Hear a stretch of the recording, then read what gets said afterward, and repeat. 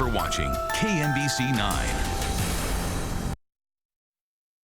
Leading the way, you're watching KMBC 9 News at 5. The playoff run isn't new for Chiefs Kingdom, but the journey will look different for fans. New tonight, we check in with one of the Metro's most popular watch party venues, preparing for a presidential inauguration. And it's what you don't know that we are preparing for. Hear directly from law enforcement about their plans to get President-elect Biden safely into the White House. New coronavirus rules start today in one local county, how it affects bars and restaurants. A close call for an Overland Park family, the message firefighters have about smoke detectors. Good evening and thanks for joining us. I'm Emily Hallwick. We begin with first alert weather. Meteorologist Neville Miller is here. Another cold night ahead for us. Hey, that's right, Emily. And today was kind of a chilly day. We had the clouds. We had temperatures hanging out there in the 30s. Right now we are in those middle 30s around the metro. 34 degrees in Parkville, 35 downtown. We're at 34 in Overland Park, right at freezing currently in Lee Summit, and 36 in DeSoto. Zooming the map on out, we see more of the same. 34 in Warrensburg, 35 in Lawrence. We're at 29 degrees now in Trenton and 30 degrees in Maryville. We have clouds hanging around right now. The clouds will stick around for the evening. We'll be near 29 degrees heading towards 8 o'clock. Overnight, a low near 26, mostly cloudy. And then on our Sunday, we'll keep those clouds around, breezy and chilly, a high of 39 degrees. I'll let you know when we'll be back near 50 degrees. That's coming up. Thanks so much, Neville. We have breaking news this evening. A Florida hotelier is backing out on plans to host a fundraiser for Missouri Senator Josh Hawley next month. Lowe's Hotels tweeted the news this afternoon. They also have a location here in Kansas City. Now, the tweet didn't mention Hawley by name, but his PAC was planning a Valentine's weekend event at an Orlando hotel. The company violence at the U.S. Capitol earlier this month. Senator Hawley is getting criticism for leading the charge to oppose the election results, which is what led to those riots. And this is President Trump's last weekend in the White House, and it's going to be a quiet one. You're seeing a live look at the White House right now, where officials say the president doesn't have any public events scheduled. He plans to fly back to Florida before President-elect Biden's inauguration on Wednesday. And this inauguration day will be like no other. It's in the middle of a devastating pandemic and 2 weeks after the insurrection at the U.S. Capitol. Britt Conway has perspective for us from current and former law enforcement officials on the threat of even more violence. Inauguration Day, January 20th, 2021, and law enforcement officials around the country are getting ready. There's a great deal of very concerning chatter, and it's what you don't know that we are preparing for. Hoping for the best, preparing for anything, especially in the nation's capital, where President-elect Joe Biden and Vice President-elect Kamala Harris are expected to take their oaths of office outside. But a former Secret Service agent says he's confident the inauguration will be safe. The Secret Service, working with everybody, all of their law enforcement and intelligence partners, will ensure that Joe Biden, will take the oath of office outside, and it will be safe. He says law enforcement is taking what he calls a multi-layered approach in its planning. We see a lot of the overt actions, but there are a lot of covert actions that they're taking. One senator expected to attend says the fact that the event will be so scaled down will work in their favor. Much more emphasis when it comes to the perimeter and the guard and what they're doing. So in that way, it's going to give them the ability to make this a very safe event, and they have told us that. And Biden and Harris say they're ready. I'm not afraid of getting briefed. With Harris telling NPR, we cannot yield to those who would try and make us afraid of who we are. Instead, she's thinking more about hitting the ground running after Inauguration Day. I will be thinking about all of the people who are counting on us to lead. Britt Conway, KMBC 9 News. The Transportation Security Administration is on high alert at Washington's 3 airports leading up to Inauguration Day. TSA says there will be additional law enforcement and canine presence. Security has been heightened since the attack on the Capitol. And you can follow live coverage of the inauguration right here on KMBC. Everything kicks off with a special edition of Good Morning America Wednesday morning. ABC News teams will continue following inauguration events all day long. Right now, traffic is down to 1 lane on northbound I-35 after a deadly accident. This is a live look from our Scout camera just before the 635 bridge. You can see some emergency vehicles still on the scene. We know one person is dead and another is seriously hurt. Police aren't sure exactly how many vehicles were involved in this crash. Crews are working to clear that scene now. Stay with KMBC 9 for updates. Four members of an Overland Park family are safe after their home caught fire early this morning. Firefighters got that call just before 7 a.m. from a home on 162nd and Juniper Street. It's near Blue Valley Middle School. It took firefighters more than an hour to put the fire out. No one was hurt, but there is a lot of damage to that home. Firefighters say the smoke detectors woke the family up, and this is a prime example of how important working smoke detectors are. Right now in Kansas City, Missouri, police are working to solve a triple shooting that put 2 people in the hospital in critical condition. That shooting happened just before 5 last night on Agnes near 63rd Street. An officer was at a nearby hospital when 3 shooting victims arrived by ambulance. So far, no arrests have been made in this case. If you know anything that could help, call the TIPS hotline at 816-474-TIPS. Another grim milestone in the coronavirus pandemic. More than 2 million people have now died across the globe. That's according to Johns Hopkins University. As ABC's Alex Prochet reports, states are angry at the government for promising vaccine doses but not delivering. Hospitals overrun and healthcare workers overwhelmed with no end in sight to this deadly pandemic. Doctors at Northeast Georgia Medical Center say the ICU is at 200% capacity. We are having to treat patients in the hallways and also in the ambulances. The U.S. has already reported 3 million new COVID cases since the new year, and more than 100,000 cases logged every day since November 3rd. And the race to vaccinate inching along far slower than anticipated. I don't want to die of COVID. It's that simple. I don't want to die of COVID. Multiple states now have more appointments than doses. Some hospitals, like New York's Mount Sinai, canceling reservations as they worry about lack of supply. Now, several governors are accusing the Trump administration of lying that 20 million more doses were about to become available. This is deception on a national scale. Their empty promises are literally playing with people's lives. Earlier this week, Health and Human Services Secretary Alex Azar said the federal government was releasing the entire supply to states rather than holding second doses in reserve, but that those second doses had already been shipping out for weeks. Pfizer now saying in a statement, Operation Warp Speed has asked us to start shipping second doses only recently. President-elect Joe Biden says speeding up vaccinations is a top priority when he takes office next week, aiming for 100 million shots in his first 100 days as president by activating FEMA, which will help set up vaccination sites across the country. And this is a time to set big goals, to pursue them with courage and conviction, because the health of the nation is literally at stake. Alex Prochet, ABC News, New York. Right now, Kansas City, Missouri, along with Jackson, Platte, Clay, and Wyandotte counties are offering online surveys where you can ask for a vaccine. Once you register, you'll get a notice when it's your turn to get the vaccine. Your health department will then schedule an appointment. Starting today, COVID-19 restrictions in Platte County will be different. Restaurants and bars can now stay open until midnight in the part of the county outside of Kansas City, Missouri. They've been closing at 10 p.m. for the last 2 months. This order is similar to the orders just passed this week in Kansas City, Missouri, along with Clay, Jackson, and Wyandotte counties. The Chiefs are gearing up to take on the Browns, hoping to head to the AFC Championship. Now, during the pandemic, public celebrations and watch parties for the Chiefs look a little different this year. KMBC 9's Kelly Gibbs breaks down the changes in the Power and Light District. Well, Emily, you may remember the Super Bowl game viewing party and celebration for the Chiefs last year. Well, this year is going to look much different for fans watching the game in the Power and Light District on Sunday. The Chiefs versus Browns game will be on the big screen. However, instead of crowds packing that open air venue, there'll be assigned seating on both the upper and lower levels in groups of less than 10 people. Those tables do need to be reserved ahead of time. I'm told they'll be spaced out 6 feet or more from other viewing parties. Masks must be worn at all times, with the exception of fans eating or drinking. Now, only a select number of bars and restaurants will be open to accommodate customers with similar rules. Those include Johnny's Tavern, Guy Fieri's Dive and Taco Joint, McFadden's, The Dubliner, and PBR Big Sky. All of these changes, of course, to stay in line with city guidelines in place to reduce the spread of COVID-19. Emily?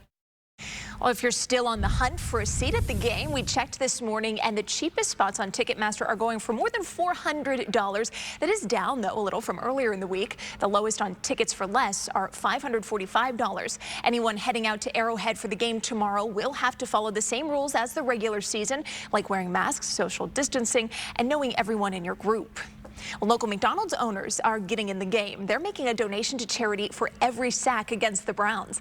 The restaurants will donate $500 to Ronald McDonald House Charities of Kansas City every time the Chiefs sack the Browns quarterback in Sunday's game.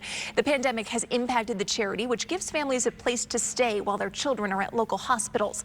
McDonald's is asking Chiefs fans to join them and make their own donations to help keep families together during treatment. And by the way, you can also score a buy one, get one deal on Big Macs for every sack. Well, kickoff is at 2:05 tomorrow afternoon at Arrowhead Stadium. We'll bring you all the highlights and reaction from players and fans tomorrow night at 9 on KCWE and on KMBC 9 News at 10. All right, less than 24 hours away from that kickoff, and looking ahead to that forecast for our Chiefs Sunday. 38 degrees at kickoff, but look at the wind chill, feeling more like 29. Hanging out in the 30s, heading home from the game. Lots of clouds tomorrow. I'll let you know when we're back near 50 degrees. That's straight ahead. Hey, do not shoot it. Hey, do not shoot him. A call for help turns deadly. New tonight, a family's plea for a Texas officer to be fired and charged. A historic cathedral is now a vaccine super site, the big push in the UK to fight off COVID-19. It's your last chance to join KC Restaurant Week, how you can show your support. Seeking answers, delivering facts, spotlighting the path forward. KMBC 9 News, leading the way. Committed to serving the residents of Kansas and Missouri. KMBC 9 News, leading the way. New tonight, the family of Patrick Warren is speaking publicly for the first time. A police officer shot and killed Warren outside his Texas home after his family called for help. As ABC's Eva Pilgrim reports, there's a new call for the officer to be fired and charged. A Ring doorbell camera captures the chaos and soon a family's heartache when a Killeen, Texas police officer called to the home, first used his stun device and then shot 52-year-old Patrick Warren Sr., who family members said was in a mental crisis. My father, he was outside and he was praising to the sky. He was saying different things like hallelujah, but he was super loud. We couldn't get him inside and we're like, okay, something's going on. We need to alert somebody. Family members tell ABC News after they called the city's mental health hotline, a lone police officer, now identified as Ronaldo Contreras, arrived at the scene. We had no idea they were sending out a police officer. In the video, you can see Contreras walk into the house. Moments later, he comes back out. Then Warren comes out of his home, walks towards the officer, waving his arms in the air. He appears unarmed. You can hear family members urging police not to shoot. Family and friends come into view as Warren and the officer are moving away from the house. This shaky cell phone video captures what happens next. The sounds of the stun device followed by gunshots. Hey, Dad, sit down. Sit down. Sit down. No, I told you don't use a gun. The officer shot Warren 3 times as his mother, wife, and sons watched from the porch. This is one of the worst police officer-involved shootings I've ever seen. The family's attorney says the situation last Sunday should not have ended this way. He showed up alone. He showed up untrained. He showed up hostile. All those things made for a deadly sort of cocktail, and this result could have completely been avoided. The department says Officer Contreras, a 5-year veteran, has been placed on administrative leave pending the results of the investigation. I try to think of things to just keep busy so I don't focus on that. It's hard to grieve when there's still a officer walking the streets that killed my father. Well, another member of the U.S. House tested positive for the coronavirus after the Capitol riot. Representative Lou Correa from California made the announcement on Twitter today.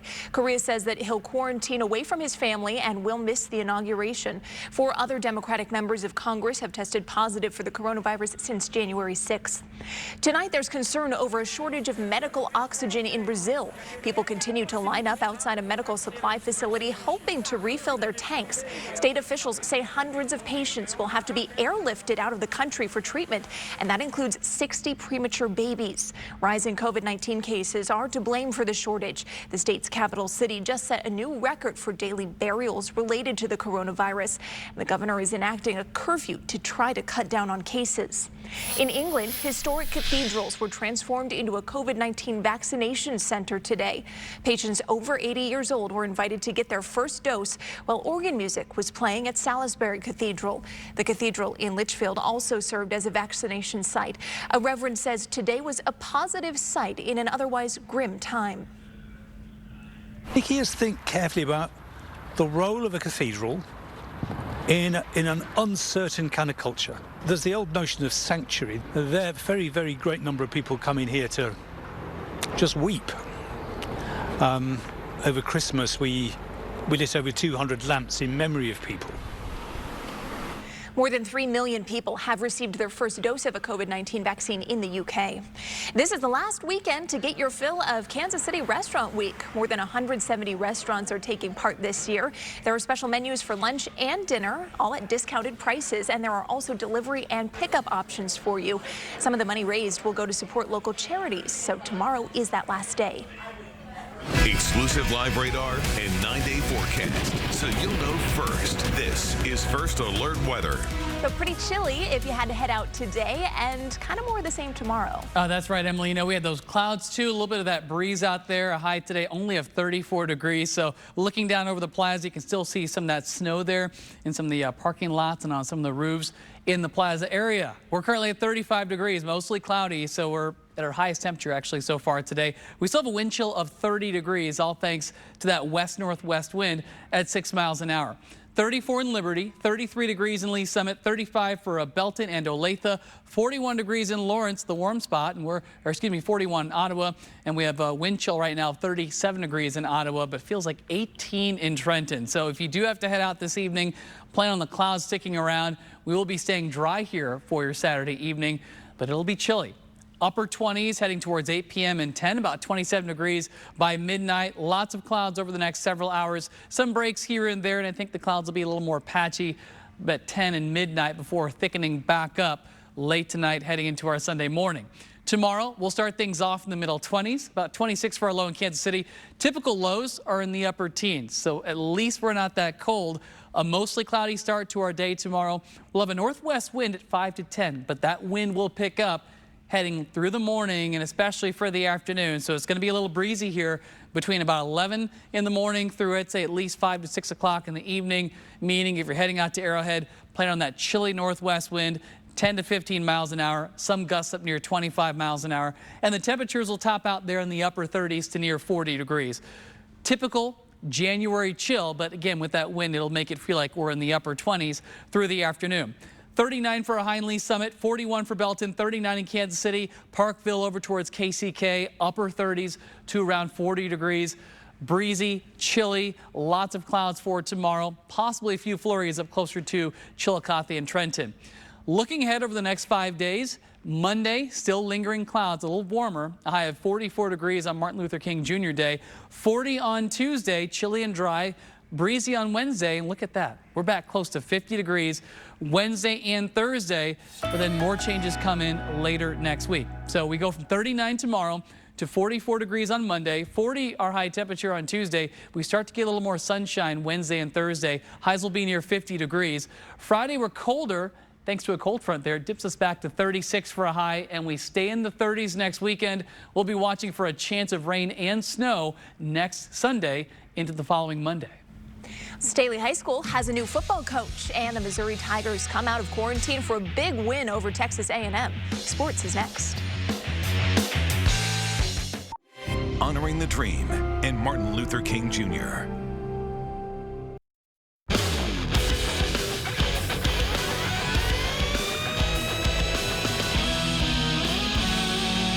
For the first time in 11 days, the Tigers were back in action. Missouri came out of quarantine and beat Texas A&M on the road today.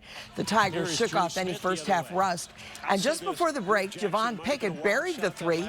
Missouri led by 3 at halftime. Second half, the Tigers opened the gate with an 8-0 run. Drew Smith drives to the hoop. He scores. It was 29-24 Missouri. Now the Tigers shot nearly 50%.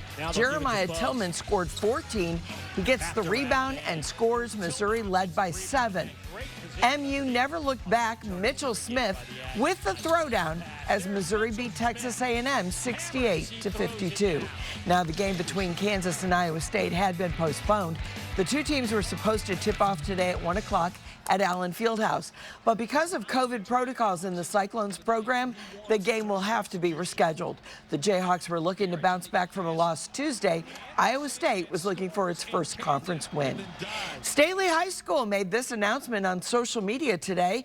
They've hired head coach Steve Rampy to be their football coach.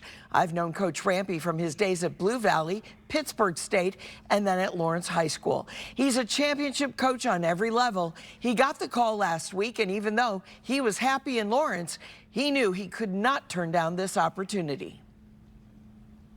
I had 2 or 3 high schools always that if they called, I was going to take the call. And Staley was always one of those calls. You know, I'd been, like I said, around their program, and I really have great respect for those people. And I knew Fred Bouchard when he started the program, and Coach Light the last few years. They've done a great job of maintaining it. One of the really best programs in Missouri, excuse me. I'll do that often, probably. The divisional games will be played this weekend, beginning with the NFC. Right now, the Rams trail the Packers 25-10 in the third quarter. Tonight, the AFC matchup between Baltimore and Buffalo. We'll be right back. Stay ahead of winter's worst with KMBC 9 First Alert weather. Mostly cloudy this evening. Temperatures will eventually dip down to about 26 degrees overnight. Tomorrow, we're cloudy, we're breezy, we're chilly, a high of only 39 there. So if you're heading out to the Chiefs game, make sure you take those warm red layers because it'll be a chilly one. Wind chills in the 20s tomorrow. Martin Luther King Jr. Day on Monday, 44 for high temperature, lingering clouds. More clouds on our Tuesday, a little chillier with a high of only 40. We're breezy and warmer Wednesday and Thursday with highs closer to 50 degrees. Back in the 30s for next weekend and watching for a chance of rain and snow next Sunday and Monday. Thanks so much for watching. We'll see you back here in 30 minutes for KMBC 9 News at 6.